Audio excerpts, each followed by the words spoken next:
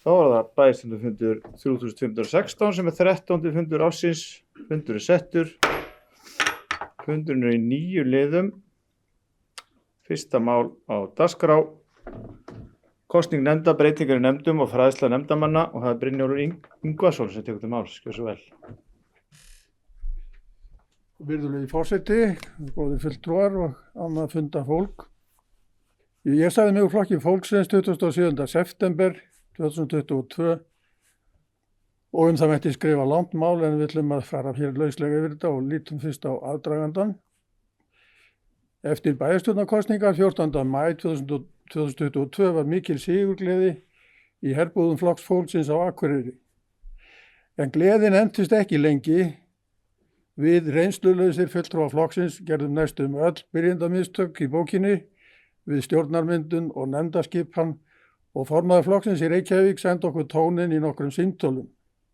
Svo náðust sættir á fundi í Grófinni 11. júní og friðurinn tryggður með orðum formanns flokks fólksins: við erum öll mannleg mistök og lærum af mistökum. Þannig var haldið áfram næstu tvo mánuði í frið og spekt og hápunktin náð í Listigarðinum 14. ágúst með samkomu undir stjórn Jakobs Frímanns í sól og sumar yl sem tókst frábærlega. Ég fékk að vísu COVID-smitt í júní sem truflaði okkur lítið en veiktist svo í loka ágúst og var 5 daga á spítala og þetta var afdrifaríkt. Svo að sjá að tölvupóstur frá mér hafi valdið misskilningi.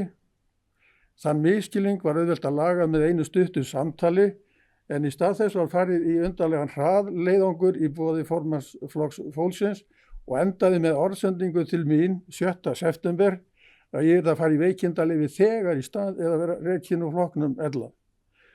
Á sama tíma komu nánustu samstarfskonur mínar aftan að mig með óvæginni gagnrýni í tölvupóstum eins og hlaupin væri illur andi í þessar elskur. Ég fór óttast starfsheiður okkar, heilbrigðisstarfsfólks, voru við komin á grátt svæði frá siðfræðisjónarmiði, mætti jafnvel tala ósæmandi hegðun. Allt lék á reiði skjálfi í flokknum lands enda á milli og svona mætti lengi telja. Kvöldið var brottrekstur minn afturkallaður.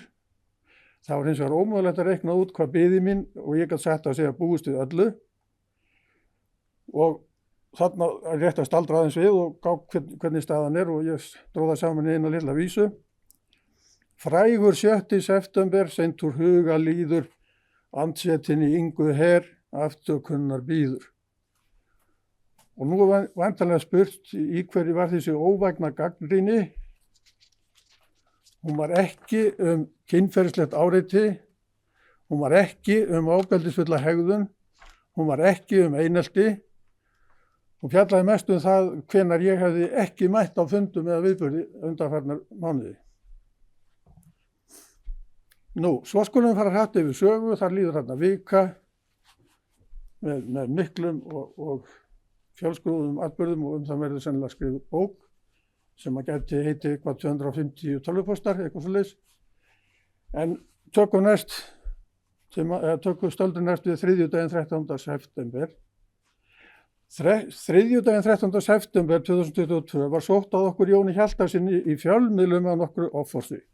Það gerðu efstu konur á lista flokks fólksins í bæjarstjórn Akureyrar. Þessi aðför hlaut saman dag fullan stuðning formanns og varaformanns flokksins í Reykjavík en þess var vandlega gætt að sjónarmið okkar Jóns fengið ekki að koma fram á neyðarfundi sama kvöld í stjórn flokksins.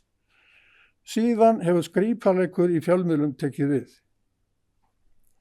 Tilhæfulausar ásakanir, tilbúnar uppspunnar atvikalýsingar og í svega bara hrein ósannindi og annar óhróður er af þvílíkri stærðargráðu að varla nokkur maður getur trúað sem þekkir málavexti. Þar af leiðandi eru vandræðalegir tilburðir gerenda til skaðaminkunar ætlaðir til að friða okkur Jón og sættast við orðin hlut.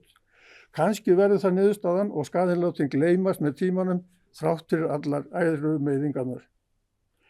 En vegna framtíðarinnar og afkomenda okkar er nauðsynlegt að hreinsa alveg út í hornin. Gerendur þurfa að leiðrétta eða taka tilbaka öll ósannindin á opinberum vettvangi.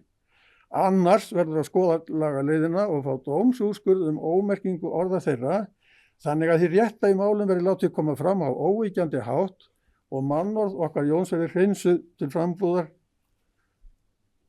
og hana nú. Takk fyrir mig.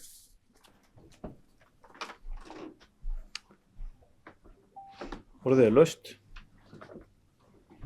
Nei.